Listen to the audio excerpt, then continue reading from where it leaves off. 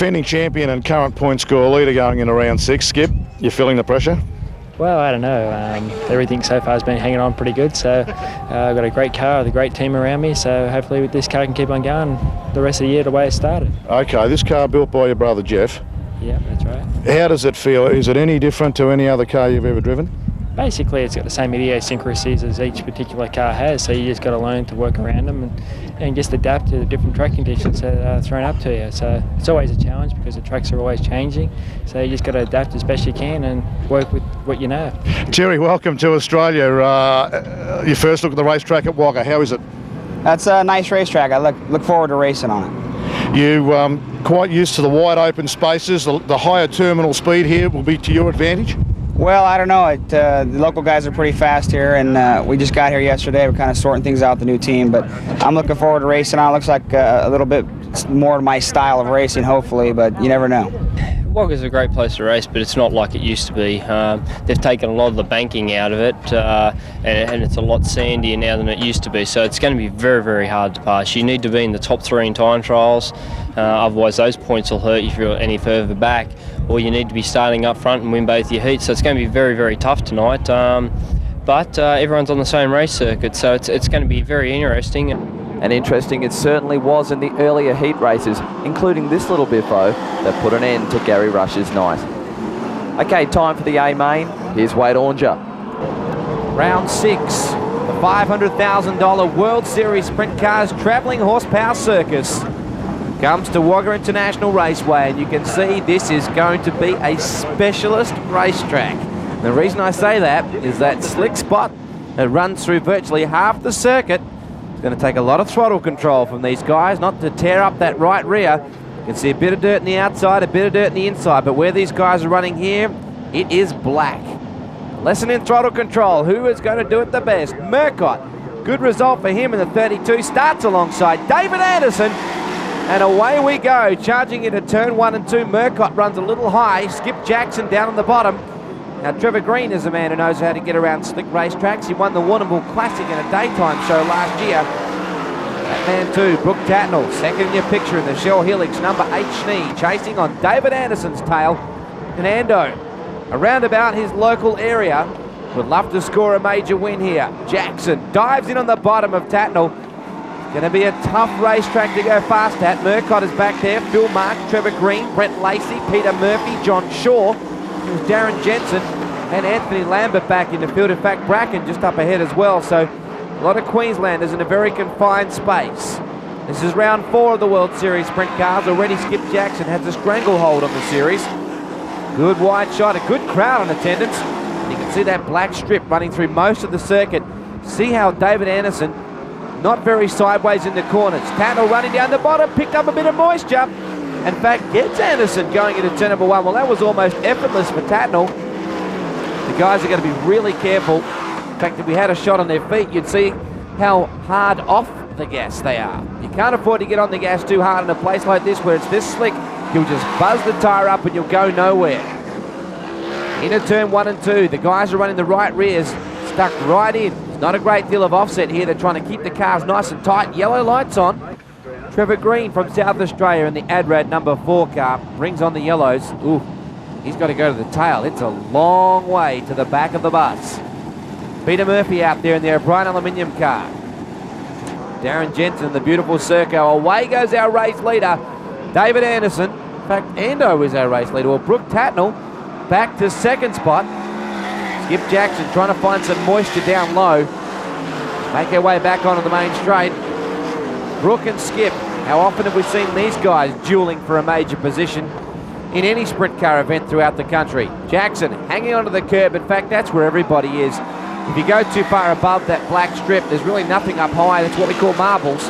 You just get up there, get hung out to dry. Murcott doing a great job. The Tasmanian in car number 32 shuffles out of turn number 2. Going back to what I was saying earlier, the guys certainly don't have the right rear tyre stuck out too far. If you put the right rear out a little bit further, you loosen up the car, you get it tail happy, and you do that on a drivey surface, certainly not on a slick one like this. You want the car as tight as you can. You want it to drive as hard out of the corners. David Anderson still in control. The Albury Express Comes out of turn number 4 in the Wagga Mobile Cranes 37 car. For a long time has been an advocate of the Maxim chassis. It's nice to see Ando out in front going well. Down the back chute he runs. Lap traffic is about to be an issue here. Here's where you've got to be careful. You don't want to get too far out of the groove. There's not much of one there.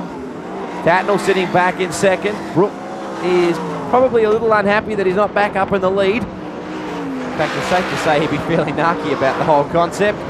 We study Skip Jackson running down the back chute to turn number 3. When you see the flame come out of the exhaust, you know that's when Skip is off the gas. And you can see that's pretty well all the way into the corner. No point in hanging the tail out and backing her in. A, you'll spin out, or B, you'll chew up that Goodyear right rear eagle. Peter Murphy on the bottom now. Starts to move underneath Phil March. March did a good job then to hold Murphy out. There's not a lot of drive there. And Murph tried the aggressive move on the inside, but March was his equal. They come out of turn 4. Murcott having a great run tonight.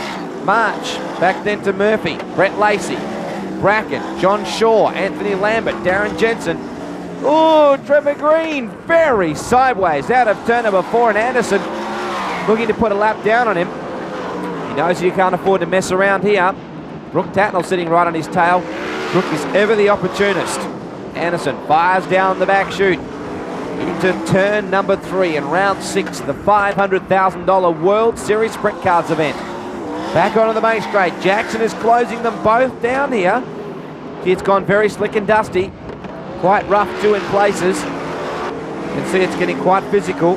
Here comes Brooke Tatnall now. Well, Anderson needs to be careful, as Brooke Tatnall is right there. The lap car of Trevor Green. Toby doesn't play a part in this result. Brooke trying to get down low. Well, a lot of experience behind the wheel for Brooke Tatnall. He'll know he can't rush this. If he does, he'll certainly strike some trouble with lap cars. Anderson manages to get Green between himself and Tatnall, but it's only briefly. Here comes Brooke again, trying to run down on the bottom of the track. Very gentle on the throttle out of the corners. Brooke knows if you stand on the gas too hard, just going to light those tyres up. You'll have nothing left towards the end of the race. Anderson running right through the middle of the track. He's so straight. See, they're just not sideways at all, getting in. Down the back chute into turn number 3, and Anderson is very consistent here. Not a lot of lap traffic, which can quite often play a part. Now, you see the way the car lays over on the right rear tyre as they come off the corners. Part of the reason for that is that they've got that right rear tyre tucked right in to tighten the car up. Trevor Green fighting to stay at least on the same lead lap. Jackson moves aside, brushes him effortlessly aside. Skilled Engineering O'Brien aluminium car onto the main straight in 3rd. Not a happy night for Gary Rush. Earlier in the night, a huge rollover, which you saw earlier on. Trevor Green just hooking a rut coming into turn 1 and 2. Good crowd in to Wagga International Raceway. Traditionally, the World Series pull excellent crowds here at Wagga. Here comes Skip Jackson, finding something on the bottom. Well, Brooke got high momentarily. Jackson has a good look on the bottom. Brooke trying to hold him out, and Skip goes through. Well, Brooke Tatnall tried everything he possibly could, but Skip, relentless, just moves through into second. In fact, has opened up a bit of ground on Brooke. Wouldn't surprise me if maybe that tyre has gone off just a touch. Into turn 1 and 2 he runs. A little bit of smoke starting to wisp around the left and right rears. Well, caution light, not sure what the problem was. We go back to restart.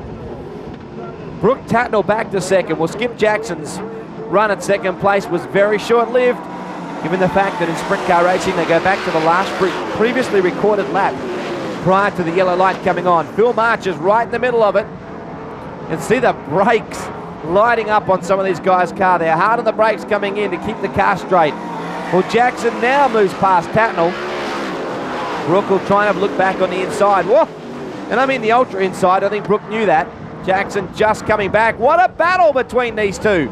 Brooke says, no way. I want second back. I know I need the points. I can certainly use the cash. Jackson bounces back through. Well, this is entertaining stuff on a challenging track, to say the least. But look at Skip. How can he just open up that much ground so quickly? He comes after Anderson now. Well, David Anderson needs to be careful here.